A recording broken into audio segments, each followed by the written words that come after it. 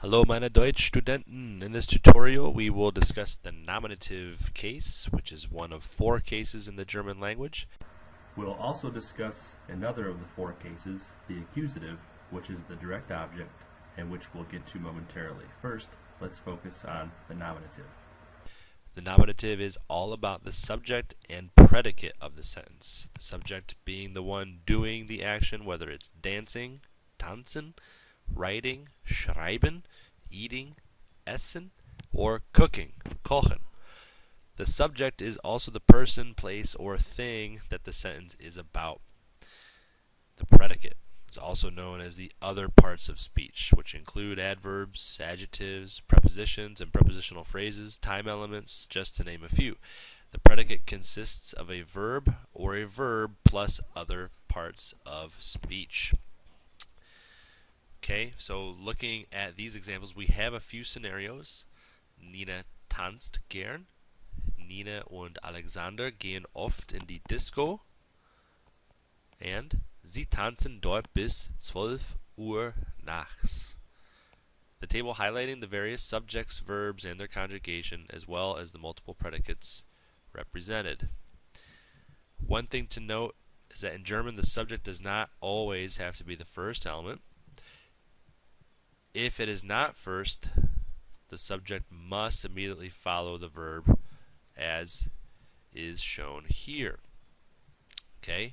Freitagabends gehen Nina und Alexander in die Disco, and dort tanzen sie oft bis 12 Uhr.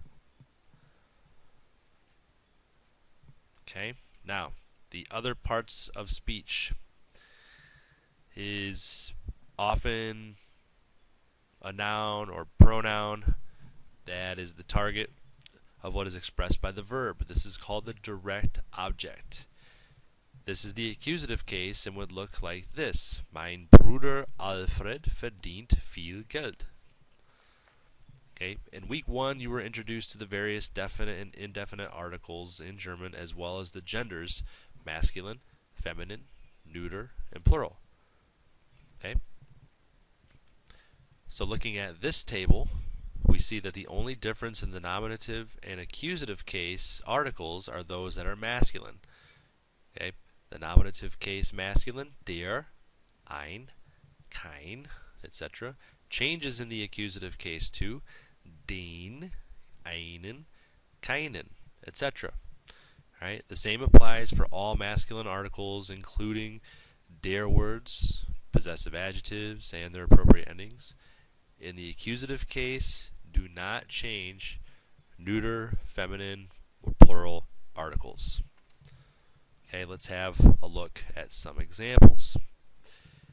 For the nominative, der Pullover ist schön, where der Pullover is the subject that is simply being described. Looking to the right of it, we have Ich kaufe den Pullover, where der Pullover, the subject from the previous example, becomes the direct object and changes to den Pullover. Okay?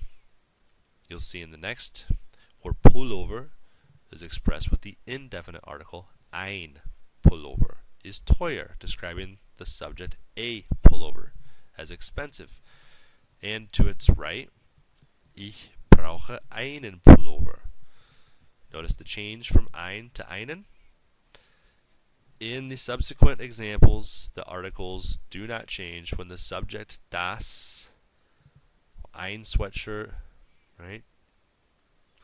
Die, eine Jacke, or die Schuhe become direct objects. The only change is in the masculine. Also in week 1, we introduced you to the various nominative case pronouns. Ich, du, sie, er, sie, es, wir, ihr, and sie. In the accusative case, these will be different, but not in all instances. Mich, dich, sie, ihn, sie, es, and uns, euch, and Sie. Think of it this way. If I see you and you are my friend, then I would express this as Ich sehe dich. If you and I are together and we see my brother and refer to him as him, then it would be Wir sehen ihn. So over the next several weeks and even longer, if you continue with German, we will utilize nominative case and accusative case very frequently. Another aspect to the accusative case are N nouns. N nouns change their endings in the accusative, dative, or genitive cases to either N or EN. Okay? This table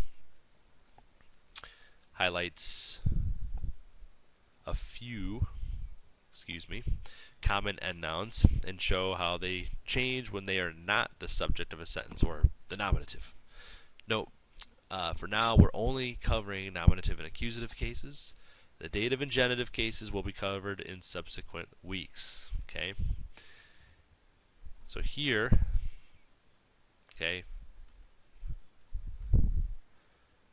we have the noun der Student and how it is utilized in each of the four cases. Nominative case, der Student besucht die Sprechstunde. Accusative case, ich treffe heute den Studenten. And the dative case, ich muss dem Studenten Markus Nachhilfe geben. And the genitive case, der Kurs des Studenten heißt Deutsch 1101. That concludes this tutorial. Please feel free to contact me if you have any follow-up questions. Danke und auf Wiedersehen.